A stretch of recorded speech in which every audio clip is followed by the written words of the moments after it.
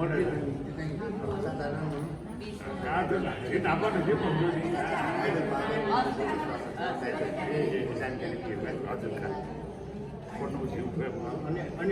Mobile नम्बरहरू 6 number यस कार्यक्रमका अध्यक्ष एवं क्षेत्रीय पार्टीका प्रमुख अतिथि राष्ट्रिय जनता पार्टीका माननीय अध्यक्ष राजेन्द्र लिङ्गेज्यू, अतिथि पार्टीका महामन्त्री भुवन पाठकज्यू, अतिथि राष्ट्रिय समयका वरिष्ठ कलाकार, समाजसेवी, विशेष रूपमा पछिल्लो चरणमा ज्येष्ठ नागरिकहरूका हकका लागि लड्दै आउनुभएका दाजु मदन दास श्रेष्ठज्यू, पार्टीका जिल्ला काठमाडौँका अध्यक्षज्यू, पार्टीका पदाधिकारी साथीहरू, केन्द्रीय सदस्य साथीहरू, विभिन्न तह र तबकामा काम गरिरहेका राष्ट्रवादी मेरा प्यारा मित्रहरू र यस क्षेत्रमा विशेष क्षेत्रमा आफ्ना दखल प्राप्त गरेर अनुभव समेट्दै सबल नागरिक हुन सफल हुनुभएका विशिष्ट व्यक्तित्वहरू, पत्रकार साथीहरू सम्पूर्णमा मेरो तर्फबाट र पार्टीको तर्फबाट न्याय राष्ट्रवादी अभिवादन सहित नमस्कार गर्न चाहन्छु। स्वीकार नमस्कार। आज हामी काठमाडौँको क्षेत्र नम्बर 1 को वडा नम्बर 10 मा कार्यक्रम गरिरहँदा विभिन्न क्षेत्रबाट र जिल्लाबाट यस क्षेत्रमा प्रवेश गर्ने साथीहरूलाई, नवप्रवेश साथीहरूलाई स्वागत गर्न चाहन्छु। र आज हामी यो यस्तो क्षेत्र हो मैले अनुभव गरेको, मैले महसुस गरेको, तर त्यो महसुस र अनुभव परिणाम र रिजल्टमा प्राप्त नगरेको त्यो राजावादीहरू बढी बस्ने यो क्षेत्र, हिन्दूवादीहरू बस्ने यो काठमाडौँको मुटुको 10 नम्बर र 10 नम्बर वडा र विशेष रूपमा 1 नम्बर क्षेत्रमा बाहुल्यता भएका विशिष्ट व्यक्तित्वहरू हिजो प्रशासनिक क्षेत्रमा होस्, कलाकारितामा होस्, सामाजिक क्षेत्रमा होस् र अन्य विभिन्न क्षेत्रमा अव्वल दर्जा प्राप्त गरेर अनुभव बटुलेर बसेका व्यक्तित्वहरू यो समाजमा बढीको बाहुल्यता हामीले देखिरहेका छौँ। 32 वर्ष, विशेषमा 31 वर्षसम्म राजनीतिक इतिहासमा काङ्ग्रेस, एमाले र माओवादी भएर लागिरहँदा, भोट दिइरहँदा म त दैनिकबाट प्रतिनिधित्व गरेको छु। अहिले यो क्षेत्रमा बस्छु। मलाई उदेक लाग्छ, अचम्म लाग्छ यो महानगरमा को पनि बानेश्वरमा बसिरहँदा दैनिक दूरदराज पहाडको क्षेत्रबाट म यहाँ आएर अध्ययनको सिलसिलामा यो काठमाडौँ राजधानीमा बसिरहँदा एउटा तीतो यथार्थ मैले महसुस गरेको यथार्थ हो। त्यो थाहा छैन तपाईँलाई, त्यो महसुस गर्नु भएको छ कि छैन? यस्तो प्रमुख वर्गहरू, बुद्धिजीवी वर्गहरू बसेको यो काठमाडौँ नगरमा, तर जनप्रतिनिधिहरू हामीले कस्तालाई नेता बनाएका छौँ? कहिले मेरो घरमा फोन किन उठाइदेला भनेर तनाव भोगिरहेका हुन्छौँ, कहिले धारामा पानी आउला भनेर तनाव भोगिरहेका हुन्छौँ, तर ती जनप्रतिनिधिहरूलाई मतलब छैन। कहिले मेरो घर अगाडिको बाटोहरू धुलो बिहिन होला भनेर तनाव भोगिरहेका हुन्छौँ, खाल्डा र खुल्डीमा बच्चा बच्चीहरू हिँड्दा या गाडी फस्छ कि भनेर तनाव भोगिरहेका हुन्छौँ, तर पनि हामी तिनै जनप्रतिनिधिहरूलाई भोट हालिरहेका छौँ। मलाई अचम्म लाग्छ। म अचम्म भएर महसुस गरिरहेको छु। म वडाहरूमा जान्छु, नगरपालिकामा जान्छु, साथीहरूको त्यो क्षमता र अनुभव हेर्छु, त्यहाँ भएका बहसहरू हेर्छु। यस्तो बुद्धिजीवी बसेको यो क्षेत्र, धनीहरू बसेको क्षेत्र, तर शिर झुकिरहेको मैले महसुस गर्छु। ती बुद्धिजीवीहरूको शिर झुकेको महसुस गर्छु। यहाँका जनप्रतिनिधिहरूको काम गर्ने तौर तरिका हेर्दा व्यवहार हेर्दा ती प्रभुत्व वर्ग होइन, झुकेको नागरिक भएको मैले म लाचार नागरिकको मैले महसुस गरिरहेको छु। अब परिवर्तन जरुरी छ, अब परिवर्तन जरुरी छ। विशेष रूपमा काठमाडौँका नागरिकहरूको मनस्ताहरूको परिवर्तन जरुरी छ। तपाईहरूको गरेका ती सेवाहरू, तपाईहरूको भएका ती जुन किसिमका अनुभवहरू छन्, अब देश परिवर्तनका लागि अब जरुरी छ। म निवेदन गर्न चाहन्छु, राष्ट्रिय प्रजातन्त्र पार्टीले पृथ्वी पथलाई लक्ष्य लिएर अगाडि बढेको छ। भ्रष्टाचारको अन्त्य गर्नका लागि, सुशासन कायम गर्नका लागि अगाडि बढेको छ। तपाईको साथ चाहिएको छ, तपाईको सहयोग चाहिएको छ, तपाईको सुझाव चाहिएको छ। हामी प्रतिबद्ध जाहेर गर्न चाहन्छौँ। हामी काङ्ग्रेस, एमाले, माओवादी जस्तो यो पार्टीमा राजनीति गरेर नेता भएर गाडी चढ्नका लागि मात्र हामीले राजनीति गराएन। मित्रहरू, हामीलाई सेवा गर्ने समाजका नागरिकले अब नेताहरू होइनन्, यी हाम्रा सेवक हुन् भन्ने मान्यतालाई स्थापित गर्नका लागि राष्ट्रिय प्रजातन्त्र पार्टी अगाडि बढेको छ, तपाईहरूको माझमा आएको छ। म निवेदन गर्न चाहन्छु तपाईहरूसँग, नेता चाहनुहुन्छ कि सेवक चाहनुहुन्छ? जति धनी भए पनि हामी जनताहरू, तर देश गरिब भएको छ। देश गरिब भयो भने विश्वले जति हामीसँग खाना लाउन पुगे पनि हेर्नुहोस्, आज दरिद्र देशका दरिद्र नागरिक भनेर विश्वलाई चिनाउने यी दलहरूले गरेका छन्। तिनका विरुद्धमा पनि काठमाडौँवासीहरू जान्न जरुरी छ। तपाईहरुमा भएको क्षमतालाई, तपाईले त्यो महसुस गरेको पीडालाई अब एकचोटि जगाइदिनुस्। हामी तपाईलाई प्रतिबद्ध जाहेर गर्न चाहन्छौँ।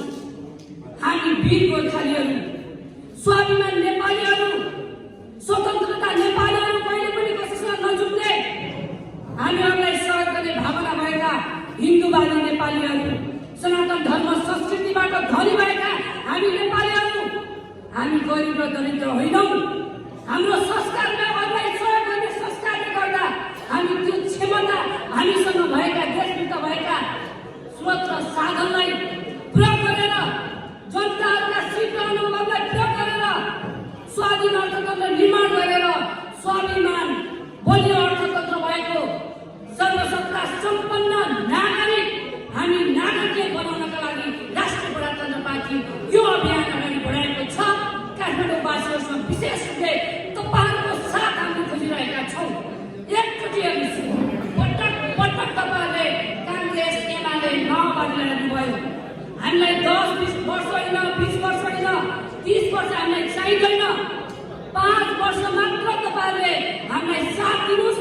काठमाडौँलाई, काठमाडौँ महानगरपालिकाका वासीहरू, नगरपालिकाका वासीहरू, नागरिकहरू बनाउने हामी हाम्रो जुन काममा हामीले आफ्नो कर्तव्यका साथ हामी अगाडि बढ्नेछौँ र तपाईँहरूलाई त्यो प्रतिबद्धता जाहेर गर्छौँ। र स्थानीय निकायमा म निवेदन गर्छु, साथीहरू योचोटि एकचोटिलाई हेरिदिनुहोस्।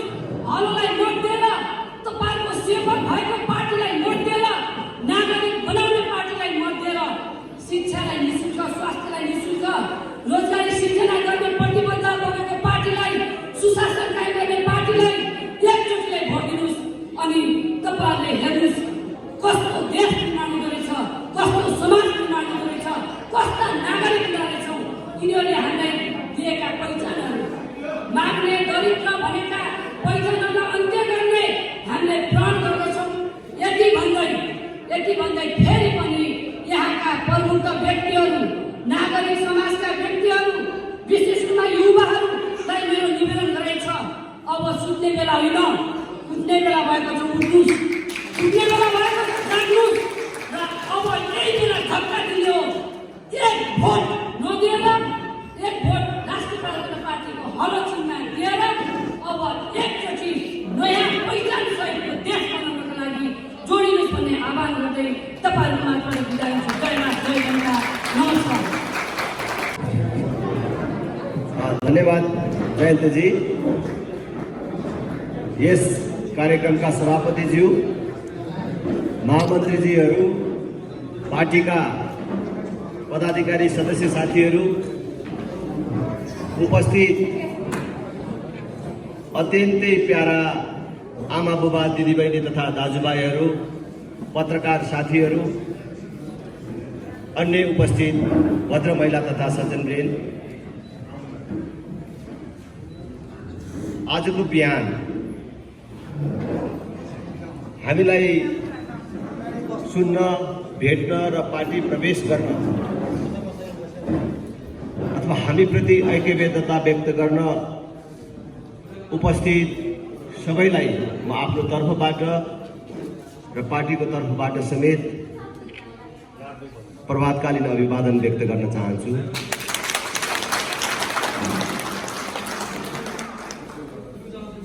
मलाई थाहा छ राष्ट्रिय प्रजातन्त्र पार्टीको ऐतिहासिक एकता महाधिवेशनपछि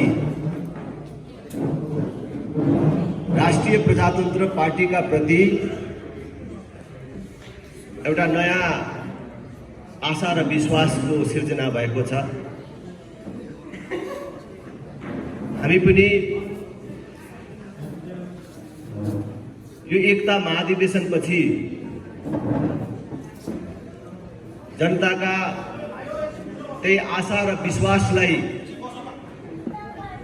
अझ बलियो बनाउनको लागि जनतासँगै प्रत्यक्ष भेटघाट गर्ने, जनता जनार्दनलाई आफ्नो प्रतिबद्धताहरू व्यक्त गर्ने अथवा सुन्ने सुनाउने सन्दर्भमा देशव्यापी रूपमा विभिन्न ठाउँहरूमा पुगिराखेका छौँ। यस सन्दर्भमा आज हामी यहाँ उपस्थित भएका छौँ। मलाई असाध्यै खुसी लागेको छ।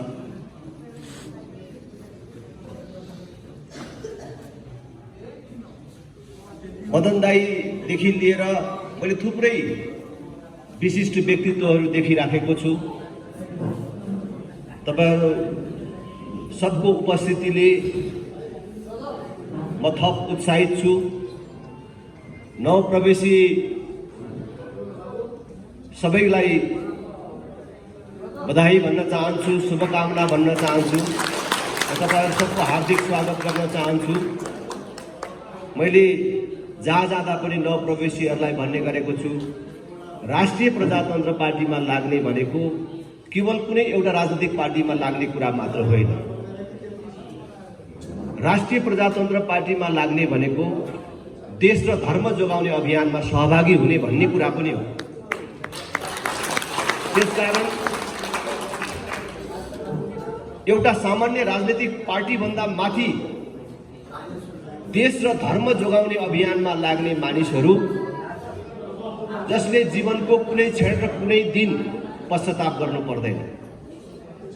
त्यसकारण देश र धर्मको पक्षमा उभिने, प्रतिबद्धता व्यक्त गर्ने, त्यो अभियानमा जोडिने कसैले पनि मैले गल्ती गरे कि भनेर कहिले ऐठन महसुस गर्नु पर्दैन। तपाईहरु सब बधाईको पात्र हुनुहुन्छ। आजको दिन तपाईको जीवनको सर्वोत्तम दिन हो, तपाईको जीवनको सबभन्दा राम्रो दिन हो। त्यसकारण यसैले तपाईहरु सब बधाईको पात्र हुनुहुन्छ। फेरि पनि बधाई ज्ञापन गर्न चाहन्छु। आज देश हाम्रो सामान्य आँखाले देखे जस्तो सामान्य अवस्थामा छैन। हामीले सामान्य ढंगले हेर्यो भने सब ठिकठाकै चलेको देखिन्छ। कहीं गोली चलेको छैन, कहीं मारामार चलिराखेको छैन, बन्द हडतालहरू छैनन्, नारा जुलुस छैनन्, ठिकै चलेको देखिन्छ। तर हाम्रो सामान्य आँखाले देखे जस्तो अहिले देशको अवस्था सामान्य होइन। अहिले सरकारका तीनटै अंगहरू काम नलाग्ने भएका छन्।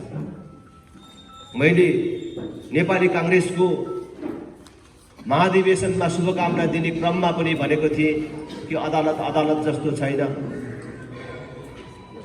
संसद संसद जस्तो छैन, सरकार सरकार जस्तो छैन। यो सामान्य कुरा होइन। त्यसमाथि पनि आज हामी आन्तरिक रूपमा मात्र होइन बाह्य जगतमा समेत विश्वसनीयता गुमाएको मुलुकको रूपमा परिचित छौँ। नेताहरूले, ठूला राजनीतिक पार्टीहरूले वैदेशिक सम्बन्धलाई सत्ता चढ्ने सिँढीको रूपमा प्रयोग गर्दाखेरि आज शक्ति राष्ट्रहरूको रणनीतिक प्रतिस्पर्धा स्थलमा मुलुक परिणत भएको छ। कुन बेला के हुन्छ भन्न सकिने अवस्था छैन। तपाईले सुन्नुभएको छ ब्याङ्कमा पैसा छैन, भएको पैसा पनि लगानी गर्न नमिल्ने अवस्था बनाएर राखिएको छ। राष्ट्रिय ऋण यो 4 वर्षभित्रमा संहिता कार्यान्वयन भएपछि दोब्बर भन्दा बेसी भएर गएको छ। करको दर र दायरा कुन प्रकारले यो 4 वर्षभित्रमा वृद्धि भयो अथवा यो 5 वर्षभित्रमा यो वृद्धि भयो तपाईहरु सबलाई थाहा छ। 4-5 वर्ष अगाडि खास गरी यो संहिता कार्यान्वयन हुनुभन्दा अगाडि हामीले के कुरामा कर तिर्नुपर्छ भनेर सोच्नु पर्थ्यो। तर आज कुन चाहिँ त्यस्तो कुरा होला जसलाई करले छुँदैन। यसरी करको दायरा बढेको छ भने दरको कुरा त धेरै ठाउँमा तपाईहरुले सुन्नु भएको छ। पहिले 17 रुपैयाँ तिर्नुपर्ने ठाउँमा अहिले 7,000 सम्म तिर्नुपर्ने अवस्था सिर्जना भएको छ। यति धेरै ऋण उठाएर र यति धेरै कर तिरेर हामीले के पायौं, देशले के पायो तपाईहरु सबले देख्नु। आज म भन्न आएको छु, हामी भन्न आएका छौं प्रजातन्त्र, लोकतन्त्र, गणतन्त्र जे भने पनि 2046 सालको राजनीतिक परिवर्तन पछिको राजा ज्ञानेन्द्रले देशमा जुन बेला हत्या, हिंसा, आतंक तीव्र रूपमा बढेर गएको थियो, तत्कालीन राजनैतिक दलहरूले आवधिक निर्वाचनसम्म गर्न नसकेर सबै जनप्रतिनिधिमूलक संस्थाहरू जनप्रतिनिधिविहीन अवस्थामा पुगेको थियो। भ्रष्टाचार चरम चुलीमा पुगेको थियो। कुनै पनि नेताहरू भ्रष्टाचारको अभियोगबाट अछुतो थिएनन्। एक प्रकारले देश पूर्ण रूपले अराजक स्थितिमा थियो। त्यस्तो बेला यो त अति भो। अब म आफै देशको शासन हातमा लिएर 3 वर्षभित्रमा हत्या, हिंसा, आतंकको अन्त्य गरेर भ्रष्टाचार नियन्त्रणमा लिएर निर्वाचन गराई फेरि राजनीतिक दलहरूलाई नै देशको शासन सत्ता जिम्मा दिन्छु भनेर राजा ज्ञानेन्द्रले 3 वर्षको म्याद मागेर शासन सत्ता हातमा लिएको। तर राजनीतिक दलहरूले 18 महिना नपुग्दै विरोध गरे। राजाले यसरी प्रत्यक्ष शासन गर्नु हुँदैन भनेर आपत्ति जनाए। राजाले जनताको नासो म जनतालाई नै जिम्मा दिन्छु भनेर जिम्मा दिए। त्यो जिम्मा दिनु भन्दा अघिको त्यो 18 महिना राजाले प्रत्यक्ष शासन चलाएको 18 महिनादेखि बाहेक यो 32 वर्षको अवधिमा सबै समय सैद्धान्तिक र व्यावहारिक रूपमा यो देशको नेतृत्व मैले अघि भने जस्तो प्रजातन्त्र, लोकतन्त्र, गणतन्त्र जे भने पनि कांग्रेस, एमाले र माओवादीले मिलेर नेतृत्व गर्दै आएका छन्। उनीहरूले चलाउँदै आएका छन्। त यो 31 वर्षमा देशको अवस्था के भयो? आज देश पूर्ण रूपले बेरोजगार उत्पादन गर्ने कारखानामा परिणत भएको छ।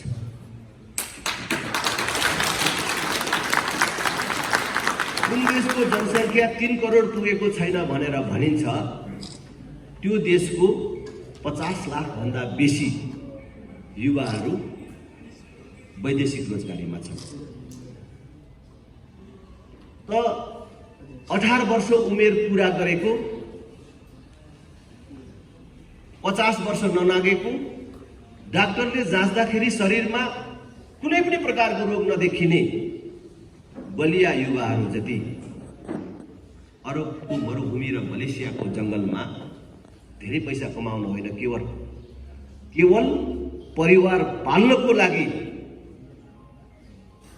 रगत पसिना बगाउन बाध्य छन् र त्यो ठाउँमा छन् भने देशको अवस्था के होला, देश कसरी चलिराखेको होला। त्यहाँ दिल्ली, पन्जाब, गुजरात लगायत भारतको विभिन्न प्रान्तमा जाने युवाहरूको त सङ्ख्या नै कसले हिसाब राखेको होला त्यसमा। अनि देश एउटा गम्भीर अवस्थामा छ र देश एउटा असफल राष्ट्रको बाटोमा छ। यो सामान्य अवस्था हो। त्यसकारण प्रबुद्ध काठमाडौँ महानगरवासी, यो राजधानीवासी तपाईहरूलाई अपिल गर्न चाहन्छु, हामीलाई पर्खने समय छैन। एक चुनाव हेरौँ न त भन्ने समय छैन। कुनै कुनै बेला हामीले काङ्ग्रेस, कम्युनिस्ट, माओवादीहरूले देश पायो भने यस्तै बनाउँछ भन्ने कुरा जानेरै हामी जस्ता मानिसहरूले सुरुदेखि नै फरक मत राखेर बस्यौँ र त्यो फरक मत लिएर जनताको बिचमा जाँदाखेरि जनता मतदाताको जवाफ के आउँथ्यो भने एक चुनाव चाहिँ हेरौँ न राजेन्द्र, एक चुनाव चाहिँ हेरिन्छ, अहिले हतार गरिँदैन, एक चुनाव पर्खिने हो भन्ने जवाफ आउँथ्यो। तर म आज भन्न चाहन्छु हामीलाई त्यो सुविधा छैन, त्यो छुट छैन, हामीलाई पर्खने सुविधा छैन। जसले 31 वर्ष देश पाउँदाखेरि देशलाई एउटा बाटो दिन सकेन, मात्र होइन देशलाई पतनको यो बिन्दुमा पुर्याए। यो 31 वर्षमा कैयौँ देशहरू उठेर कहाँबाट कहाँ पुगिसक्यो। आज हामी कहाँ छौँ? एउटा फोहोर मैलाको राम्रो व्यवस्थापन हुन सक्दैन, एउटा सडक जामको राम्रो व्यवस्थापन हुन सक्दैन, एउटा राम्रो बाटो बनाउन नसक्नेहरू रेलको, पानी जहाजको, मोनोरेलको कुराहरू गर्छन्। धरातलीय यथार्थ उनीहरूलाई थाहै छैन। यी राजनीतिक दलहरू 31 वर्षदेखि जनताकै मत लिएर सत्तामा त छन्, तर जनतादेखि यति टाढा छन्। तपाईँहरूले अस्ति भिरकुटी मण्डपमै देख्नु, नेताहरूलाई त मैले त्यहाँ गाली गर्न भनेको होइन नि, मैले यसो फर्केर हेरेँ र तपाईँहरू पनि सम्झिनुहोस् त्यो दिनको दृश्य है। नहेर्ने कोही हुनुहुन्न, मलाई जहाँसम्म लाग्छ। त्यहाँ जति नेताहरू हुनुहुन्थ्यो त्यति मान्छे मात्रै सुध्रिनु हो भने यो देश सुधार्नलाई कसैले रोक्न सक्छ? सुध्रिनलाई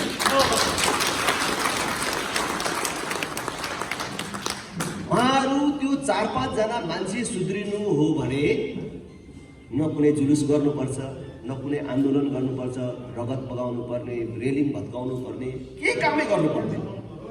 त्यस कारणले कहीँ एउटा सानो मान्छेले भनिहालेको कुराले क्लिक गर्छ भन्छ नि, क्लिक होइन, क्लिक भइहाल्छ कि हो त भन्ने भइहाल्छ कि भनेर मैले चाहिँ नि भने कि हामीलाई त राम्रो मान्दैनन् है मान्छेले। मैले तपाईँहरूलाई त राम्रो मान्दैनन् नै भन्नु भएन, त्यही ठोक्लान् फेरि होइन, हामीलाई राम्रो मान्दैनन् है भनेर आफूलाई पनि जोडेर भने होइन। तर उहाँलाई कत्रो भ्रम रहेछ है कि जनताले हामीलाई त भगवान्, प्रभु, परमेश्वर मान्छन्, यसले पो बदनाम गर्न खोज्यो भनेर उहाँलाई लागेछ। हेर्नुहोस् त पछि प्रतिक्रिया त आयो। जनतासँग कति टाढा रहेछ, धरातलीय यथार्थसँग उहाँहरू कति टाढा रहेछ। आज हामीलाई रेल चाहिएको हो र हामीलाई त 4 लेन बाटो चाहियो, हामीलाई पानी जहाज चाहिएको हो र यहाँको सडक जाम खुलाउने कुनै विधि चाहियो। यो रिङ रोड बनाउँदाखेरि 1-2वटा दुलोहरू बनाउनु पर्छ, माथि कुद्ने 1-2वटा फ्लाइओभर ब्रिज बनाउनु पर्छ भनेर डिपिआर गर्दाखेरि इन्डियाको बुद्धिमा त्यस्तो कुनै आएन, सामान्य कुरा होइन। आज कोटेश्वरको जाम हामीले बिहोर्नु पर्थ्यो, यो क्वार्खुपतिर अर्को 7 बाटोको जामहरू हामीले बिहोर्नु पर्थ्यो। सामान्य कुरा हाम्रो जीवन कति सहज हुन्थ्यो। आज हरेक व्यक्ति जो यात्रा गर्छौँ राज्यको कति नोक्सान भइराखेको होला। प्रत्येक दिन मेरो आफै जाममा 1 घन्टा खेर जान्छ कम्तीमा। अनि तपाईँ सबैको त्यति भइरहेको छ। हाम्रो उर्वर समय यिनीहरूको अव्यवस्थाको कारण, अक्रमण्यताको कारण ध्वस्त भइराखेको छ र आगामी दिनमा पनि यिनीहरूले योलाई ठिक लगाउँछन्, यो काम ठिक ढङ्गले बढाउँछन् भन्ने कुनै सपना र योजना देख्नु भएको छ? हामीले 31 वर्षदेखि सपना शून्य, योजना शून्य मानिसहरूको पछि लाग्यो। उनीहरूले जम्मा राजाको विरोध गरेर राजनीति गरे।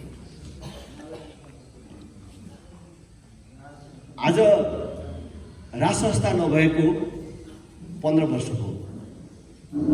राजा महँगो रहेछ कि राष्ट्रपति महँगो रहेछ त? यो कुरा थाहा हो। काठमाडौँतिर के भन्थे थाहा छैन, राजाको विरोध गर्दाखेरि अरू कुरा भन्थे होलान्। हाम्रो गाउँघरतिर काङ्ग्रेस कम्युनिस्टहरू हामीले तिरेको सबै तिरो जति राजा र राजाको परिवार पाल्नमै खर्च हुन्छ, अलिअलि उब्रेको पैसा पनि स्विजरल्यान्डको ब्याङ्कमा लगेर राखेको छ, अनि कसरी देश बन्छ भनेर भन्थे। त्यो स्विजरल्यान्डको ब्याङ्कमा राखेको पैसा मात्रै फर्काएर ल्यायो भने प्रत्येक मान्छेलाई 4-4 बिघा जग्गा र 5-5 तोला सुन पुग्छ भनेर। यस्तो सेतो हात्ती पालेर राख्ने, देश बनाउने हो भने यो राजा नहटाइ हुँदैन भनेर भन्थ्यो। राजाले ठाउँ छोडिदिएको फेरि पनि भन्छ 15 वर्षको राजा देशमा गणतन्त्र आएको, यिनीहरूको तन्त्र चलेको यो 15 वर्षमा। हिजो राजालाई दिने सुविधा त आजको राष्ट्रपतिलाई पनि दिनुपर्ने रहेछ, अझै बेसी दिइराखेको छ।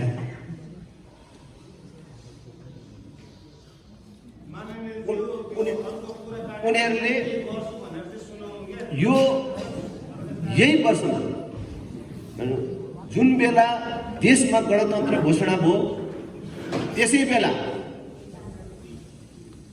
बेला उनीहरूले राज परिवारको सम्पत्ति खोजबिन गर्ने एउटा समिति बनाए। संयोगले त्यो समितिको संयोजक मसँगै चुनाव लड्नुभएका नेपाली काङ्ग्रेसका नेता कृष्णप्रसाद सिटौला हुनुहुन्थ्यो। स्विजरल्यान्डको ब्याङ्क र अन्य ब्याङ्कहरूमा राज परिवारको नाममा कति पैसा रहेछ त्यो सबै कुरा देख्न पाइयो। भनेको उनीहरूले आफ्नो राजनीति पूर्ण रूपले राज संस्थाका प्रति घृणा फैलाएर राज संस्थाका प्रति आम जनतामा वितृष्णा पैदा गरेर आफू सत्तामा आउने सिँढीको रूपमा मात्रै प्रयोग गरेका रहेछन्। उनीहरूको कुनै सपना र योजना रहेनछ भन्ने कुरा प्रमाणित भएको छ। त्यसैले मैले संक्षिप्तमा तपाईँहरूलाई के भन्न चाहन्छु भने, जसलाई हामीले 31 वर्ष मौका दियौँ, हेऱ्यौँ, उसबाट केही प्राप्त गर्न सकिएन। अब फेरि उसैलाई हामीले मद्दत गरेर, उसैलाई बलियो बनाएर, उसैलाई भोट दिएर अगाडि जाने कोसिस गर्नु भनेको हामी आफै बर्बाद हुने कुरा मात्र होइन, हामीले हाम्रो भावी सन्तति र हाम्रो राष्ट्र नै बर्बाद गर्ने काममा सहभागी हुने काम हुन्छ। त्यसकारणले अब त्यो गल्ती गर्ने छुट हामी कसैलाई छैन। अहिले देशका बुद्धिजीवीहरू, आम नागरिकहरू जहाँ जाँदा पनि वर्तमानप्रति असन्तुष्टि व्यक्त गर्नुहुन्छ। तर हामीले नेताहरूलाई र पार्टीहरूलाई जति दोष दिन्छौँ, उनीहरूलाई भोट दिने हाम्रो हात पनि उत्तिकै दोषी छ भन्ने कुरा हामीले बिर्सनु। जब चुनाव आउँछ, चुनाव आएपछि हामी के भन्छौँ? नेता चाहिँ ठिक होइन, यो बदमासै हो, चोरै हो पनि भनेर भन्दिने, अझै झरेरै भन्दिने चोरै हो। तर के गर्नु, आफ्नो पार्टीको पर्यो, अर्कोतिर हात जाँदै जाँदैन भन्यो, ठ्याप्पै त्यसैलाई भोट लाउँछ। त्यसले गर्दाखेरि पनि आज देश बर्बादीको यो बिन्दुमा पुग्यो। उनीहरूलाई पनि यिनीहरू त कहाँ जान्छन्, हाम्रै पार्टीका मानिस हुन्, हाम्रै मानिस हुन्, कहाँ जान्छन् भनेर उनीहरूलाई पनि जनताले हामीलाई सजाय गर्छ भन्ने डर भएन। हाम्रो कारणले उनीहरू बिग्री, सायद बेला बेला हराइदिएको भए उनीहरू पनि सचिन्थे कि। त्यस कारणले जनताले आफ्नो हातमा हतियार आएको बेला ठिक ढङ्गले प्रयोग गर्नु पर्यो। 5 वर्षमा एकचोटि म आज यी नेताहरूले देश बर्बाद गरे, खतम गरे, यिनीहरूलाई जुत्ताको माला लाउनुहोस्, यिनीहरूलाई मोसो दल्नुहोस्, बाटो छेक्नुहोस् भन्न आएको होइन। आउने चुनावमा जानी जानी यस्ता भ्रष्ट नेताहरूलाई भोट नदिनुहोस् भन्न आएको। त्यही तपाईँले खुकुरी तरबार चलाएको भन्दा पनि ठुलो सजाय त्यही हुन्छ। गन्ध थाहा पाउनु, आहा बर्बाद भएछ भन्ने होस्। हेर्नु लु, हामी अहिले चाहिँ राप्रपा भएर होइन, काङ्ग्रेस एमाले माओवादी भएर पनि होइन, कुनै दलको भएर होइन, एउटा सामान्य नागरिक भएर सोचौँ। यिनै नेतालाई, यिनै पार्टीलाई भन्दाखेरि तपाईँले पार्टी पनि सम्झिहाल्नु पो, नेता पनि सम्झिहाल्नु। कति उहाँहरूको नाम लिनु, राजेन्द्रले जहाँ गए पनि दिनमा 12 चोटि हाम्रो नाम लिन्छ अरे भन्छ। अब अहिले त पुरा सूचना प्रविधिको युग छ, लगेर देखाइदिएला है। पुरा तपाईँहरूको बदनाम गर्न राजेन्द्र कुदिरहेको छ भने अब यिनै नेता, यिनै पार्टी भनौँ, त्यति भन्दा तपाईँहरूले बुझिहाल्नुहुन्छ। यो हातभन्दा, यो 5 औँलाभन्दा बढ्ता छैनन्, घटी छ, यतिमा छ होइन। यिनै पार्टी र तिनका यति नै नेतालाई हामीले कतिचोटि थपिदियो अथवा कति वर्ष थपिदियो भने चाहिँ यिनीहरूले देश बनाउँछ होला त। मानिलिउँ बडो आदरपूर्वक भनौँ, शेरबहादुर देउवालाई अब कतिचोटि अथवा कति वर्ष चाहिँ थपिदियो भने उहाँ देश बनाउन सक्षम हुनु होला त। कोही काङ्ग्रेसको साथीहरू हुनुहुन्छ, कोही काङ्ग्रेसीजनले भन्न सक्छ अब शेरबहादुर देउवालाई 5 वर्ष दियो भने चाहिँ अब यो देश बन्छ भनेर, अथवा केपी ओली, प्रचण्ड, उहाँहरूलाई कति वर्ष र कति कार्यकाल थपिदियो भने चाहिँ यो देश बन्छ होला त। त्यसकारण मैले भन्छु तपाईँहरूलाई, अब बेला आयो। वैशाख 30 गते स्थानीय तहको निर्वाचन छ। यही वर्षभित्र भनेको यो 1 वर्षभित्र मङ्सिर अथवा अर्को चाहिँ फागुनमा प्रदेश तथा प्रतिनिधि सभाको पनि निर्वाचन हुँदैछ। हाम्रो हातमा शक्ति फर्केर आउँदैछ, यसको पूर्ण रूपले सदुपयोग गरौँ। साँडेको टाङमुनि बाल्टी थापेर दुध पाइँदैन।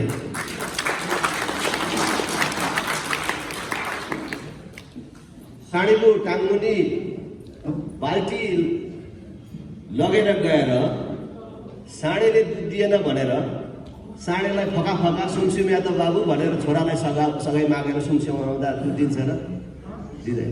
यसले त बदमास गर्यो, 1-2 सिर्कना लाउनु पऱ्यो भने सिर्कना लाए पनि दिँदैन, दाना थपिदिए पनि दिँदैन, किनभने साँडेको धर्म नै दुध दिने होइन। आज यी पार्टीहरू त्यही भए कि यिनीहरूलाई जतिचोटि तपाईँले भोट दिए पनि अब देश बनाउँदैनन्। उनीहरूको दिमाग बाँझो भइसक्यो। अब त्यो उर्वरता आउनेवाला छैन। त्यस कारणले त्यो गल्ती नगरौँ भन्ने कुरा अपिल गर्न चाहन्छु। संसारमा 16-17वटा मात्रै देश भएको बेला नेपाल भन्ने देश थियो। जुन बेला नेपाल भन्ने देश थियो त्यस बेला आजको भारत बनेको थिएन, अमेरिका बनेको थिएन। संसारको यो प्राचीन देश आज मागी खानेहरूको देश। किन यस्तो? अझ नेताहरू औपचारिक रूपमै अब मागेरै ल्याउनुपर्छ, मागेरै देश बनाउनुपर्छ भनेर हामीलाई शिक्षा दिइरहेका छन्। आशा गरेका नेताहरू पनि पो त्यसै भन्न थालेका छन्। एमसिसीले हामीलाई दिने सहयोग के त? त्यो पैसाले त्यो 60 अरबले बन्ने के त भन्दाखेरि केही किलोमिटर ट्रान्समिसन लाइन विस्तार हुने र केही किलोमिटर बाटोको स्तर उन्नति हुने। अनि त्यो ट्रान्समिसन लाइनबाट हामीले लाने के भनेको बिजुली भारततर्फ पठाउने, बङ्गलादेशतर्फ पठाउने भनेर। र हाम्रो नेताहरू के भन्छन् भने हामीसँग यति धेरै बिजुली उत्पादन भइराखेको छ कि निकट भविष्यमै त्यो बिजुली यहाँ खपत हुन सक्दैन, हामीले नबेचिकन हुँदैन। बेच्नको लागि त त्यो ट्रान्समिसन लाइन चाहियो नि, बिजुली कुदाउने बाटो चाहियो नि, यो आएको मौका गुमाउनु हुँदैन भनेर भन्छ। काङ्ग्रेस, एमाले, माओवादीले एउटा नेता जन्माउन सकेन, सबैको त कुरा नगरी एउटा अर्को कोही मान्छे जन्माउन सकेन कि उनीहरूको भित्र कि हाम्रो बिजुली भारतलाई, बङ्गलादेशलाई नबेचेर यही सदुपयोग गर्न सक्छौँ, यही त्यसको खपत गर्न सक्छौँ। हामी अब हाम्रा सबै गाडीहरू बिजुलीबाट चल्ने व्यवस्था मिलाउँछौँ, बिजुलीबाट चल्ने गाडी मात्रै ल्याउने व्यवस्था मिलाउँछौँ। हाम्रो अब घर घरमा ग्यासले होइन बिजुलीले खाना पाक्ने व्यवस्था मिलाउँछौँ। ग्यासभन्दा बिजुली सस्तो बनाउँछौँ, डिजल पेट्रोलभन्दा बिजुली सस्तो हुन्छ। वातावरणीय दृष्टिकोणले त्यो उत्तम हुन्छ। देशलाई पूर्ण रूपले औद्योगिकरणको बाटोमा लान्छौँ। संसारभरका लगानीकर्ताहरूलाई हामी निम्त्याउँछौँ, उनीहरूलाई सुरक्षाको र करमा छुटको व्यवस्था मिलाउँछौँ। जसले रोजगारमूलक उद्योग स्थापना गर्छ उनीहरूलाई लोड सेडिङ नहुने र बिजुलीमा पनि छुटको व्यवस्था गर्छौँ र हाम्रो बिजुली यहीँ खपत गर्छौँ। र भारतलाई बिजुली चाहिने भएछ भने तिमी नै यहाँ ट्रान्समिसन लाइन विस्तार गरेर लैजाऊ भनेर हाम्रो दर रेटमा किन भनेर भन्छौँ भन्ने नेता एउटा पनि छैन।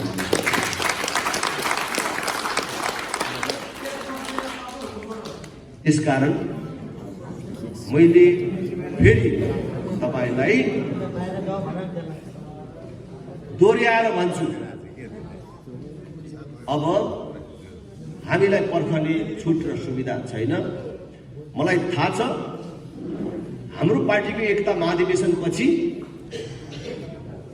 पार्टीको यो नेतृत्वलाई एउटा आशाको नजरले तपाईँहरूले हेर्नु भएको छ। हाम्रा केही प्रतिबद्धताहरू छन्, त्यसमा तपाईँहरूले हामीलाई हेरिराख्नु भएको छ। म त्यो पार्टीको नेताको हिसाबले प्रतिबद्धता व्यक्त गर्न चाहन्छु। तपाईँहरूको विश्वासमा कुठाराघात हुने, तुषारापात हुने कुरा र काम हामीबाट कहिल्यै हुँदैन। तपाईँहरूलाई एक दिन होइन, एक क्षण पनि निराश बनाउने काम हामीले गर्ने छैनौँ। आउने संसदीय चुनावमा मात्र होइन, एकचोटि राष्ट्रिय प्रजातन्त्र पार्टीलाई यो काठमाडौँ महानगर पनि जिम्मा दिएर हेर्नुहोस्। हामी आफूले जितेका स्थानीय तहहरूमा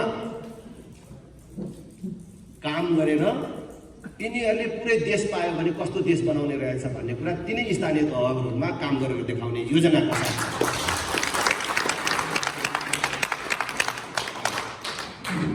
हामी सपना र योजनाका साथ छौँ। हामीले केही स्थानीय तहहरू गएको चुनावमा पनि जितेको छौँ। त्यो स्थानीय तहहरूमा हामीले शिक्षा, स्वास्थ्य र पूर्वाधारको क्षेत्रमा खास गरी पहिलोचोटि अनुभव पनि गर्नु थियो। अहिले हामीलाई अनुभव पनि बहुत थोरै ठाउँमा हामीले काम गर्दा अलि व्यवस्थित गर्न सकेनौँ।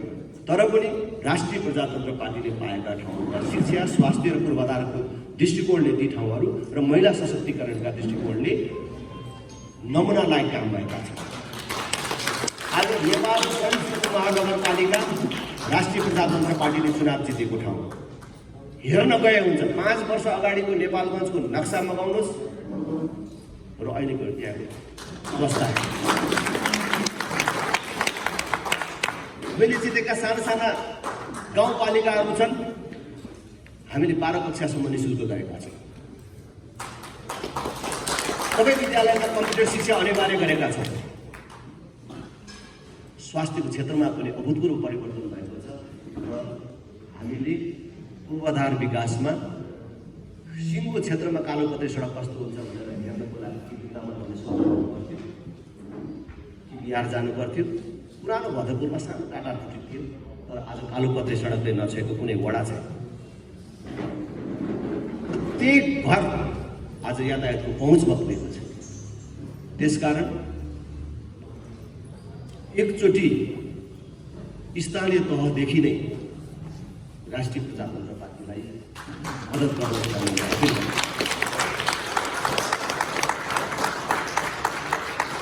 तुरुन्तै फरक पर्ने कामहरू हामीले गर्छौँ। काठमाडौँ र एउटा ग्रामीण इलाकाको प्राथमिकताहरू अवश्य फरक पर्छन् र हरेक ठाउँको प्राथमिकताहरू हामीले चिनेका छौँ। हामीले सुशासन, विकास र प्रजातन्त्र